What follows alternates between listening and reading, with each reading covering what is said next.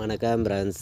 நம்ம கேரளா லாட்ரிக்கான கெஸ்ஸிங் தான் நம்ம சேனலில் நம்ம இப்போ பார்க்க போகிறோம். பார்த்திங்கன்னா நம்ம சேனலை வாட்ச் பண்ணி இருக்கக்கூடிய நம்பர்கள் நம்ம வீடியோவுக்கு ஒரு லைக் பண்ணி விடுங்க. உங்கள் நம்பர்களுக்கும் இந்த வீடியோவை ஷேர் பண்ணிடுங்க. சப்ஸ்கிரைப் பண்ணால் பார்த்திங்கன்னா சப்ஸ்கிரைப் பண்ணி வைங்க.